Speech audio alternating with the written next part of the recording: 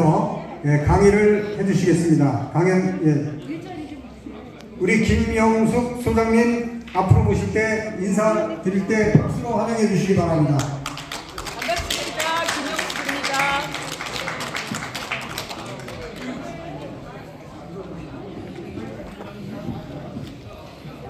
예, 제가 2022년 12월 10일 날 국회 여기 소회의실에서 학술대회를 했고, 제 개인적으로는 중도 문제에 대해서 2015년 1월 7일 날 국회 헌정기념관에서 그때 한 300명 정도가 모였을 때 이 문제를 다루었고, 그때 제가 이것에 대해서 연구 작업이 계속 되어야 된다는 생각을 가지게 되었지만 참여하는 계기는 없었습니다. 가슴앓이만 하고 있다가 2019년도에 또 이제 어떤 민족단체가 춘천지방법원에서 판결을 받고 있어서 그 재판에 참석했다가 이제 몇몇 분을 만나면서 제가 뜻을 더 강력히 하게 되었고, 19년 여름에 또 거기 한 분이 구국실천연합 사무실에 연도훈 대표님과 소개시켜주고, 그때도 중도 문제를 조금 더 다뤄보기 위해서 사람들이 모였지만 실제로 문제 해결에 접근하지는 못했습니다. 그리고 2020년 6월경에 춘천 중도에 텐트가 쳐진다는 소식을 듣고 저는 무조건 달려갔습니다. 그리고 이거를 지켜야 된다라고 했고, 중도유적지킴본부의 이정희 대표라는 여자분이 시작을 했고, 가서 이제 나머지 일들, 정관 만들고 회의록 만들고 고유번호증 단체 만들고 하는 그런 일들을 계속 해주다가 그거로 나가는 것에 한계를 느꼈습니다. 그래서 2020년 10월 5일 날 제가 이제 저도 그쪽으로 집도 이사를 갔습니다. 이사를 개인 오피스텔을 얻어서 나갔고, 20년 10월 5일 날 중도 역사문화연구소를 등록했습니다. 등록하고 20년 11월에 1회 대회를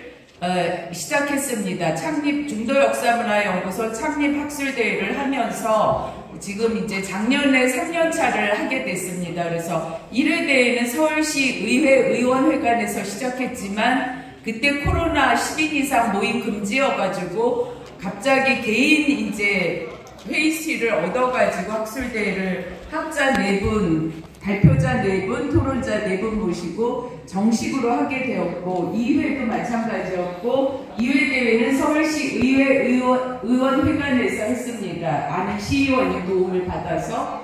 그리고 3회 대회는 한기호 의원님이 춘천지역 국회의원인데 그분의 도움으로 작년 12월 10일 날 여기 2층 소회의실에서 사실은 학술대회를 했습니다.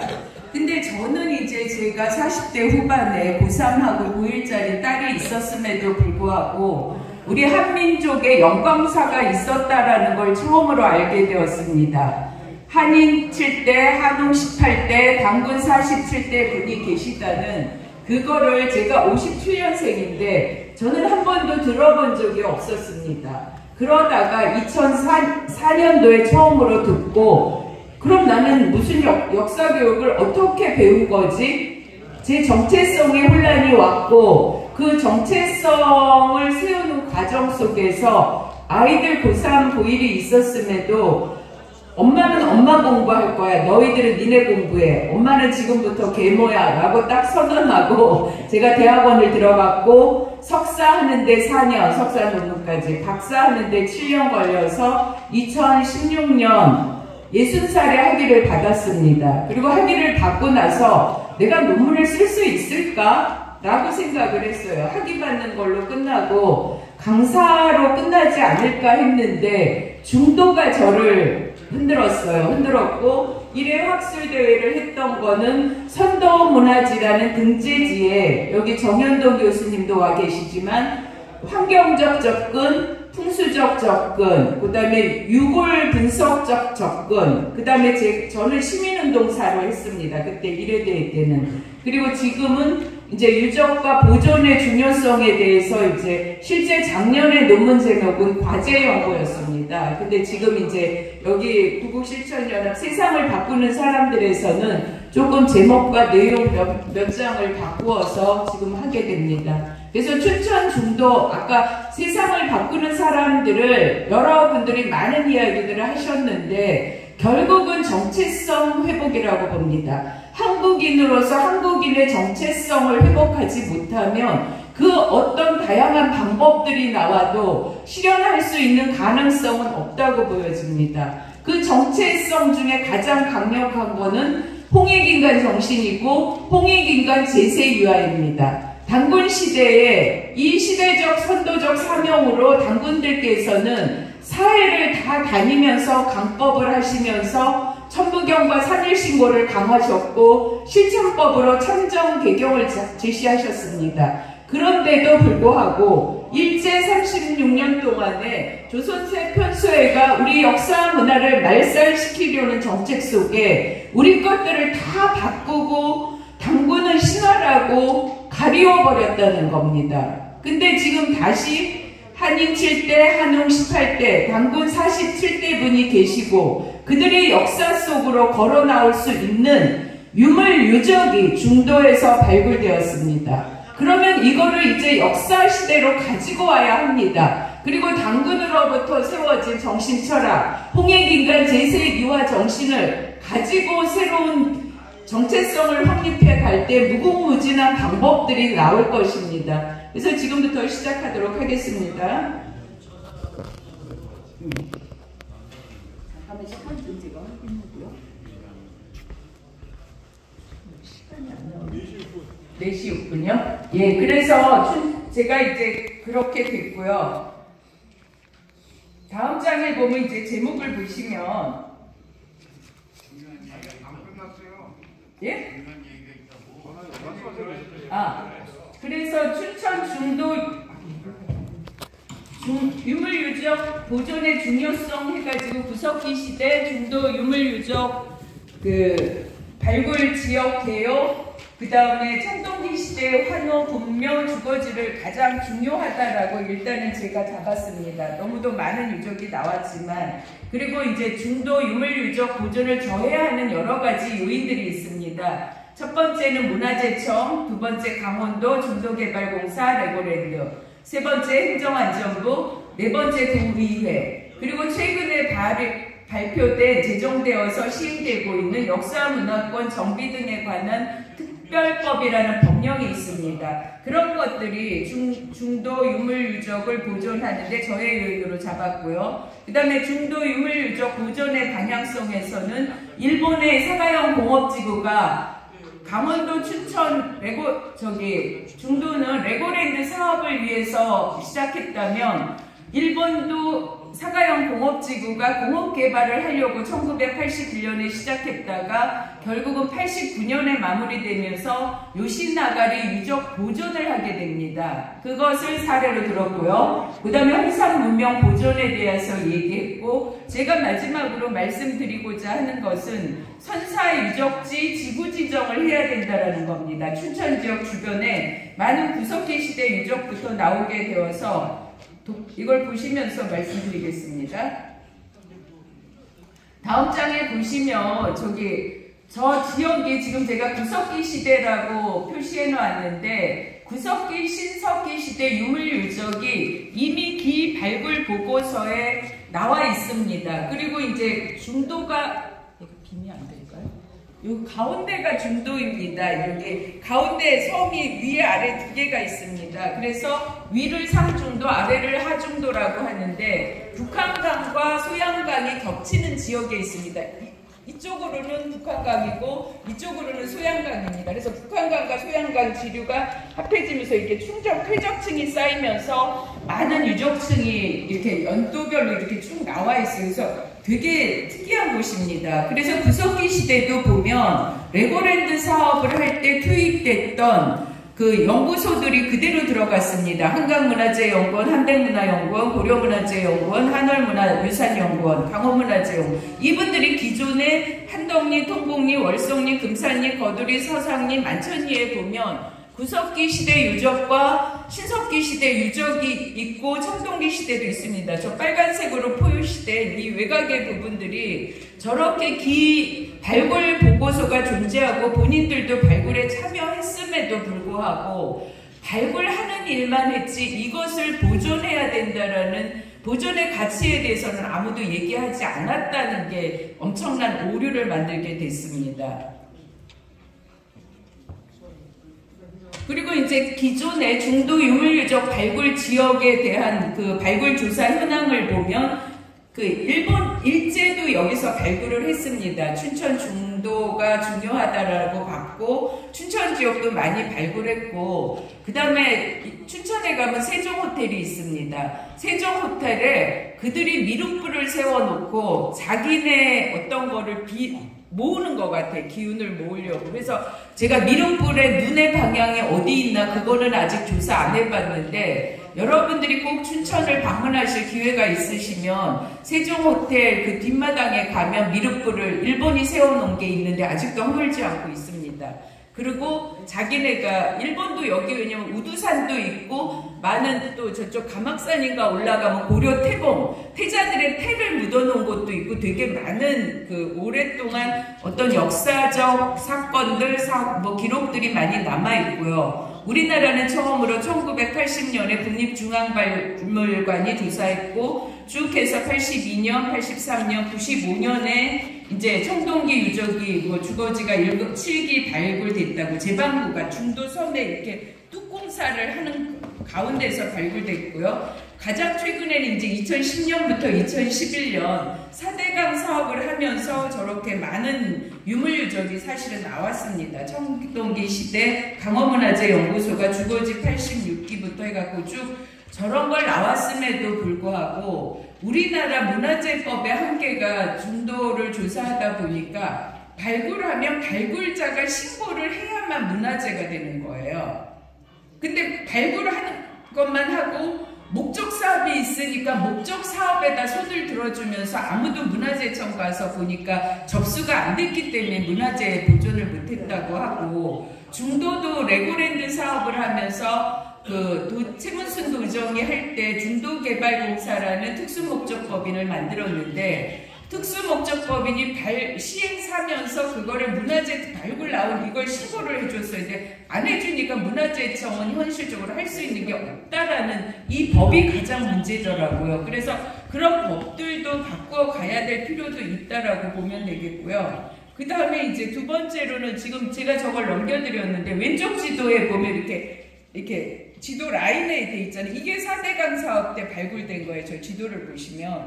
그래가지고 1, 2, 4번 이런 데는 이미 기발굴에 대한 보고서가 있었다면 여기 14, 15, 16 뭐 오른쪽 왼쪽 다 보면 4대강 사업 때 이제 발굴 보고서가 나왔고 우측의 지도에 보면 이제 오른쪽 지도에 보면 왼쪽과 오른쪽이 있으면 왼쪽은 역사성이 훨씬 더 높아요. 신석기 시대, 청동기 시대고 오른쪽은 보면 철기 시대 유적이에요. 근데 고고학자들은 또 되게 잘못하고 있는 게 후삼국이라는 용어를 쓰고 있더라고요. 자료를 찾아보면. 근데 우리가 삼국시대하고 우리가 사만이라고 얘기하잖아요. 전라도, 경상도 그 남쪽을 아우르는. 그럴 때 진안, 마한, 변안인데 후사만이면 전사만은 어디 있냐면 저기 중국 대륙에 있어요. 거기에 보면 진안, 마한, 번안이에요. 당군들은 자기가 진안 왕이 당군이에요. 그리고 자연왕과 우연왕을 두고 사만 관경제를 했거든요. 그걸 그대로 내려온 게 후사만으로 내려와서 전라도 경상도 지역을 진안, 마한, 변안이라고 했던 건데 그 고관 용어에서는 후삼국이라는 용어를 다시 써버려요. 혼란스럽게. 그럼 전삼국은 뭐냐는 거지. 그것도 안 만들어 놓고 우리가 삼국시대라고 하면 고구려, 신라, 백제라고만 했잖아요. 그럼에도 불구하고 고고학 용어에서는 후삼국이라고 하면서 철기시대라고 표기하고 있다라는 거를 이번에 찾게 된 거죠. 그래서 그런 이해도 또 새롭게 해주셔야 되고요. 그 다음에 보면 이제 발굴한 기관, 아까 구석기 시대 발굴 기관들이 그대로 나와 있어요. 5개 기관에다가 이제 2개 기관 정도가 더 첨가되었는데 지금 여기에 보면 계속 청동기 시대부터 끝날 때까지 청동기 시대잖아요. 이 표에 보면. 그러니까 중도섬 전체를 표본 조사를 했더니 저렇게 청동기 시대 유물유적이 엄청나게 나왔다는 거예요. 저렇게 나왔음에도 불구하고 저거에 대해서 보존하려고 누구도 애쓰지 않았다라는 게 지금 문제가 돼요. 이제 놀이시설만 저기다 세워놓으려고 했던 거고, 그래서 이제 다음에 보시면 저렇게 이제 레고랜드 사업을 시행하자고 하고 그 프로젝트가 진행되면서 저렇게 구역을 나눠서 색깔이 같은 데는 같은 사업단입니다. 연구소들이 저렇게 발굴 작업을 했는데 저기 위에 보면 하얀 부분이 보이잖아요. 문화재청에 저희가 같이 이제 2번 정도 방문했을 때, 그럼 당신들은 왜 이 지역은 아느냐? 다 중도선 전체가 유적이라고 보면 처음에 했다는 거예요. 했다는 게 이제 그 국립중앙박물관이 했을 때 그냥 희미한 몇몇 자료밖에 없는데 그걸 했다 그런 거예요. 그래서 이것도 해라. 왜 이건 안 해놓고 했다 그러면 지금 저렇게 지금 저 위쪽에 보면 그 왼쪽 맨 위에 보면 집단 주거지역이 있고 그 밑에도 엄청난 주거지역이 나오잖아요. 나옴에도 불구하고 저 공백을 줘버리면 저걸 어쩌자는 거냐는 거죠. 그럼 많은 것들이 사실은 그 중도개발공사가 밤에 공사하고 우리는 가려놓고 했다 그러더라고요. 아무도 출입 못하게. 그럼 어마어마한 유적이 나오고 밤에 막 빼돌리고 묻어버리고 했어도 확인 작업이 없어요, 사실은. 저거 누가 기록도 안 하고 했으면 어떻게 됐을 거냐는 거죠. 그리고 이걸 조금 더 세분시키면 제가 이제 여기서 중요시 여기는 게 저는 청동기 시대만 확장시켜서 보겠다라는 의미부여를 했어요. 작년에 논문 발표할 때. 그래서 여기 그 환호지역이라는 게 있어요. 지금 가보시면. 이 환호지역이라는 곳이 되게 많은 유물유적이 나와가지고 저 왼쪽 중간 지점 하얀 부분 밑에 거기에 엄청난 집터가 917기, 고인돌이 170여 기, 그 다음에 화로라는 이 지역이 정사방형으로 나오거든요. 이것 때문에 이제 세계가 놀라고 있는 건데 사람들마다 다르게 해석하는데 917기에 이때 저는 8인이나 최소한 10인 이상의 가족이 3대가 살았을 거라고 봐요. 어떤 분들은 요즘 기준으로 4인 가족이 살았다라고 보는데 8인이면 8, 9, 72일 거고 9,000명 정도가 거주했다면 저거는 지금으로 보면 그때 당시 인구 대비하면 도시국가 수준의 유적이 사람들이 살았다라는 거라는 거예요, 저게. 그래서 이것의 가치가 중요하고 똑같이 레고랜드 사업을 할 때도 좌측하고 우측이 있으면 4대강 사업 때처럼 왼쪽은 시대가 높고 오른쪽은 시대가 낮아서 철기시대 유물유적이 좀 많이 나오는 경향이 있었습니다. 그래서 이제 여기 이제 다음 장을 보여드리면서 말씀드릴게요. 지금 저게 아까 제가 말한 그 가운데 유적이 많은 곳, 저게 환호지역이라고 하는데 환호지역이 되게 중요한 의미가 있는 게 여러분들 부도지라는 우리 누구죠? 박재상 선생님이 지은 부도지를 강단사학자들은 위서라고 하는데 위서가 아닙니다. 단 한 줄이 있어도 한 줄을 가지고 학자들은 찾아서 수많은 연구를 해야 되는데 지금 환호라는 게 저렇게 장방형인데 중국과 일본에서는 우리나라에 남한에 저런 장방형 환호가 없다 그래서 중국에서 일본으로 갔다라고만 하고 우리는 건너뛰었다라고 말해요. 우리는 방형만 있었어요.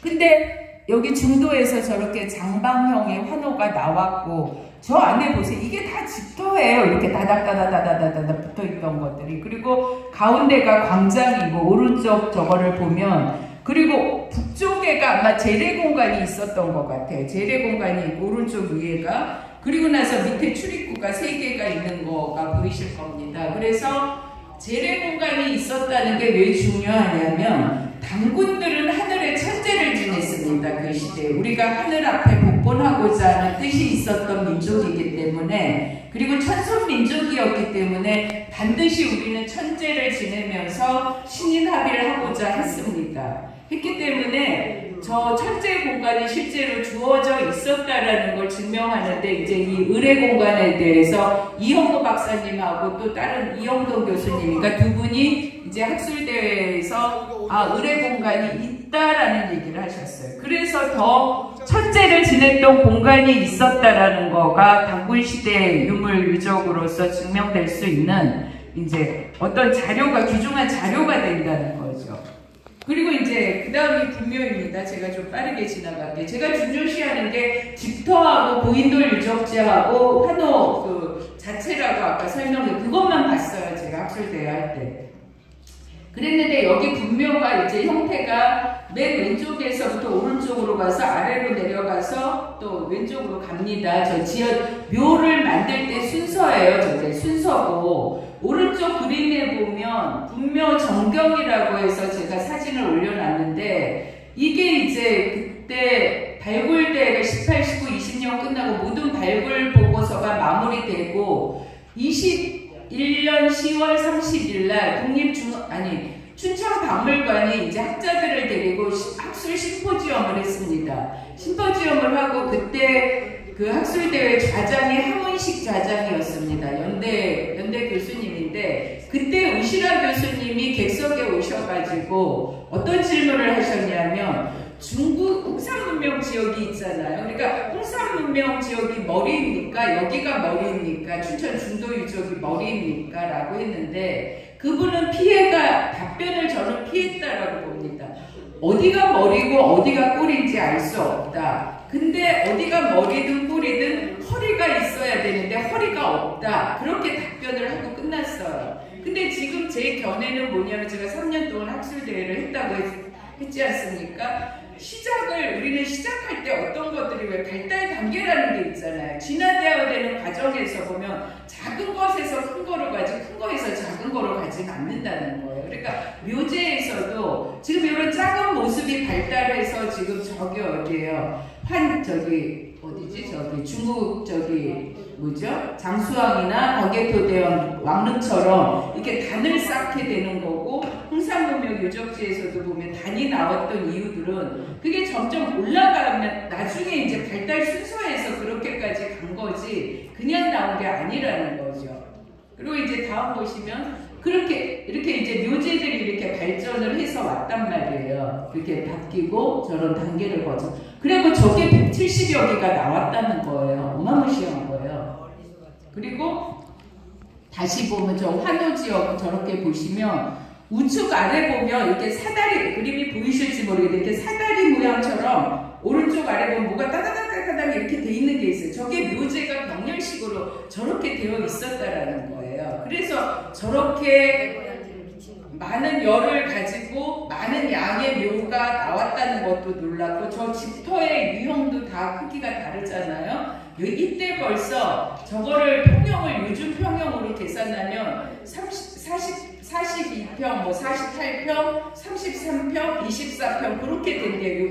요 면적을 갖고 계산해 보면 그러면 우리가 지금 서양에서 아파트 지으면서 그런 면적들이 갈라졌다고 하는데 그것 또한 아니라는 거예요. 단군 시대가 전 세계를 향해서 세계 문화를 선도하던 시대였기 때문에 그때 사실은 우리는 모든 것들을 가지고 있었다는 거예요. 가지고 있었는데 그게 이제 쌓여나간 거죠. 그리고 전해지지 않았고 분서갱유라는 사건도 진시황이 불로초를 구하라고 저기다 보내잖아요. 서부를. 그들이 불로초라는 게 사람에 대한 사람의 영생만 가지고 오진 않았을 거라는 거예요. 저런 문화에 대한 어떤 것들도 가지고 오라고 그랬고 그 다음에는 이제 자료에서 다 없애는 작업을 하지 않았을까. 그냥 추론이고 어느 날인가 전 세계 도서관 문이 열리면 저희가 왜냐면 발해가 망하고 그 모든 책들이 러시아 열차에서 몇 차가 실려서 러시아로 가고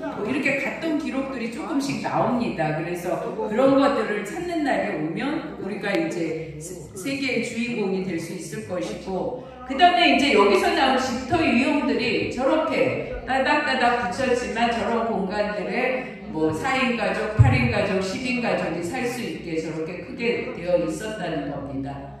그리고 저렇게 청동검이 우리는 수장들이 가지고 있고 수장의 표식이라고 생각했던 청동검이 유일하게 민가에서 나온 게 이거랍니다.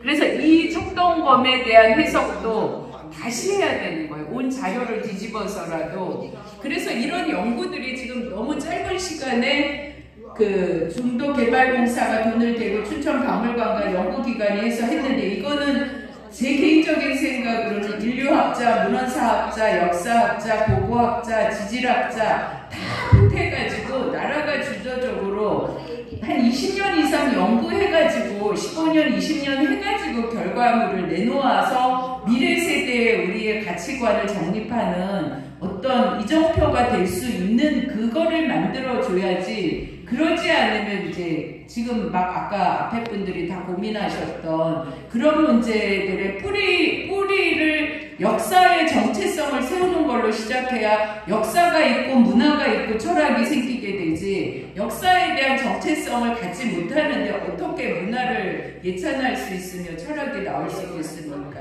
이미 철학은 나왔어요. 홍익인간 이화세계라고. 근데 그 철학을 실현하는 거를 놓쳐버리고 중간에 통로를 잃어버렸어요. 그리고 21년도인가 드디어는 뭐죠? 국회에서 국회의원들이 교육법에서 홍익인간 삭제하자고. 아마 그 사람들은 그 다음 목표는 개천절 없애자가 아니었을까라고 추론도 해봅니다. 근데 강력한 반대가 있음으로써 이제 못하게 되었다라는 거죠. 그리고 이제 이게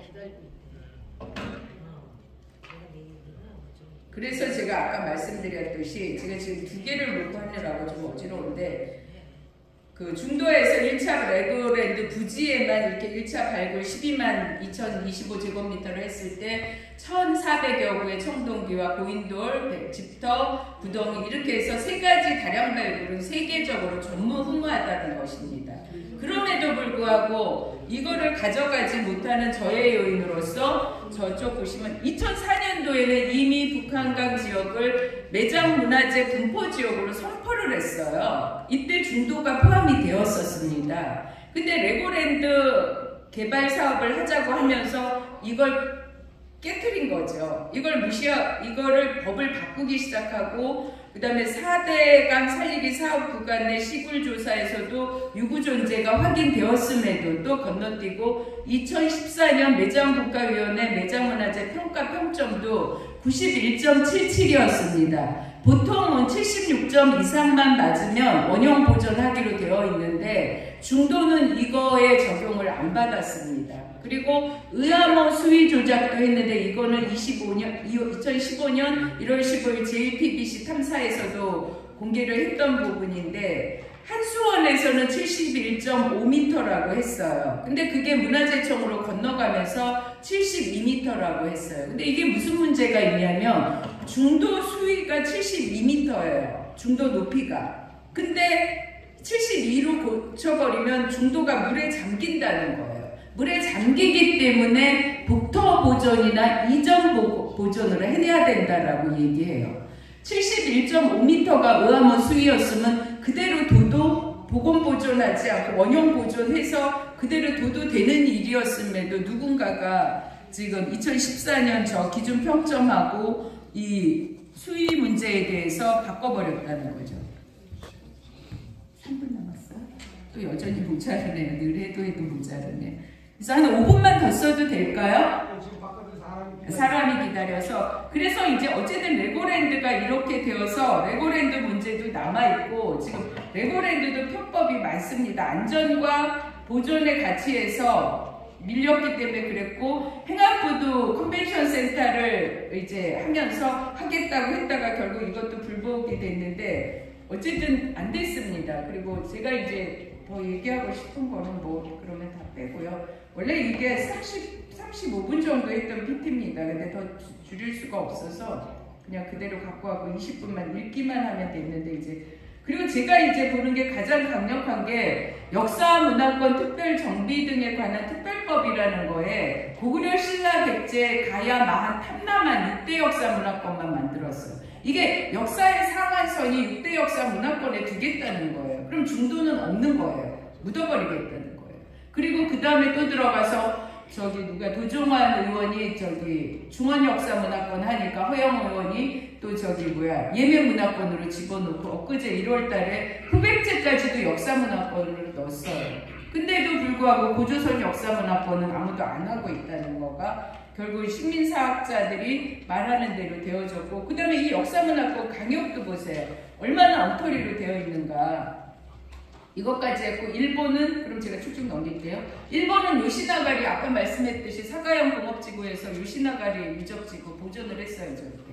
그리고 중국도 저렇게 홍산문명, 제가 2007년에 다녀왔는데 2013년에 이렇게 돔으로 유리박물관 했다 그러더라고요. 근데 우리는 뭐예요? 이렇게 저 유적이 나왔고 그걸 없애고 저 빈터였다가 그 다음에 저 비닐포대에 싸가지고 지금 비닐하우스에 아직도 방치되고 있어요, 저렇게.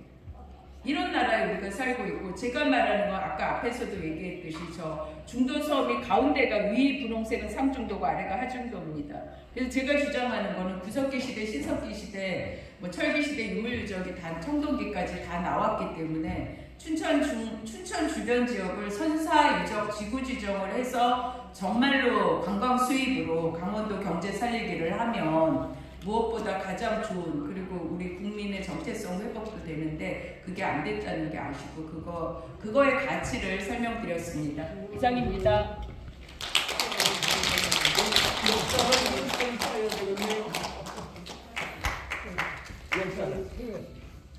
새로운 발견됐으니까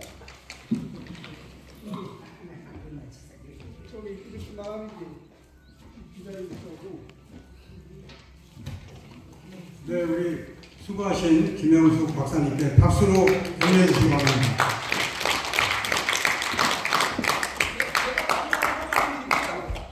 지금 중도 문제가 스스로 합력이 많이 뭐냐면 제가 예전에 1908년서부터 한탄원 네트워크라는 단체에 일종에서 네, 그 개인적으로 말씀을 그게 아니라 지금 이런 식으로 하니까 뭐가 안 되죠? 들어요? 모비우스이 뭐냐면 저기 선진 아프리카 지역의 인물이 우리나라보다 앞섰다는 거예요. 근데 그 증거가 연전 전공리의 돌도끼가 발견되고 그래서 그걸 다 가지고 있어요. 그래서 그걸 내가 되게 동영상